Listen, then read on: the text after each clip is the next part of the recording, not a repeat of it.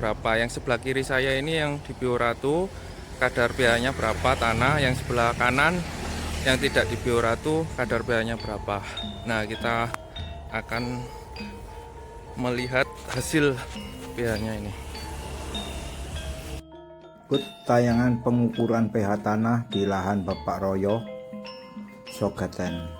Sekarang kita lanjut mengecek pH tanah yang tidak di Bioratu lahan kontrol. Nah, ini 4 berapa itu? 42 Pak ya? 4 berapa? 42 4,1 yang 1 yang ada warna. Sekarang pengamatan di daerah Sogaten, pemilik lahan Bapak Royo. Nah, saya mengukur pH tanah yang setelah di Bioratu kemarin 28 Desember. Sekarang April, 4 bulan kemudian. Nah, ini 26 April.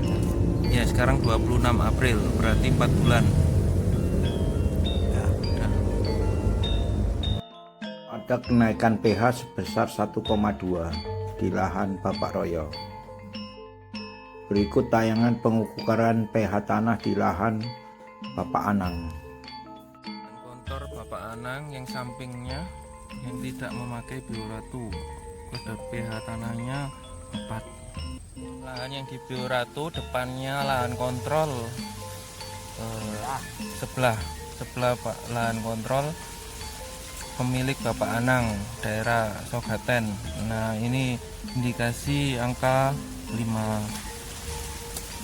Nah, yang di Bioratu memakai Bioratu selisih 1 digit. Menunjukkan ada kenaikan pH tanah di angka 1.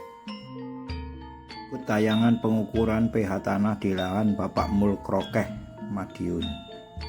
Pengamatan di daerah Pak Mul Krokeh yang setelah di Bioratu. Nah, ini kadar pH tanahnya yang di Bioratu hasilnya 5. Kontrolnya yang bersebelahan dengan lahannya Bapak Mul ini sekitaran 4 pH tanahnya. Ada kenaikan pH sebesar 1. Inilah bukti bahwa bahan aktif Bioratu mampu menormalisasi pH tanah yang berkelanjutan. Mengapa pH tanah pada lahan yang produktif cenderung turun terus-menerus? Apakah akibat dari penggunaan pupuk nitrogen yang berlebihan dan terus-menerus pula? Berikut penjelasan saya.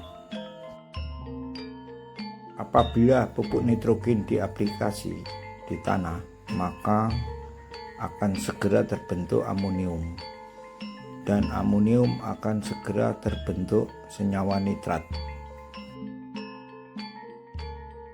Sepanjang amonium terbentuk menjadi nitrat, akan melepaskan kation nitrogen.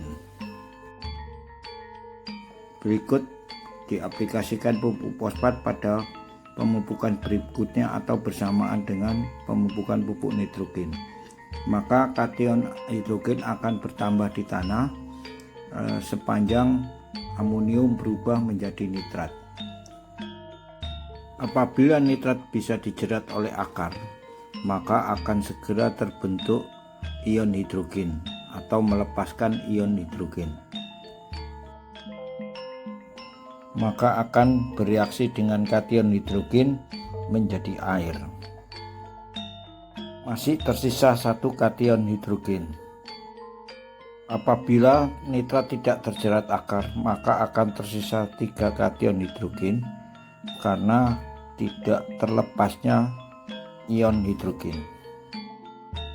Maka pH tanah akan turun menjadi lebih asam akibat pemupukan nitrogen dan fosfat dengan bertambahnya kation hidrogen.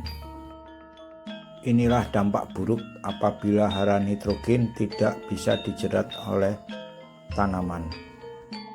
pH tanah akan turun dengan bertambahnya kation hidrogen. Dengan aplikasi Bioratu sebagai pupuk dasar, maka akan terjaga kestabilan pH tanah dan akan meningkatkan pupuk yang dijerat oleh akar sehingga lebih hemat penggunaan pupuk kimia.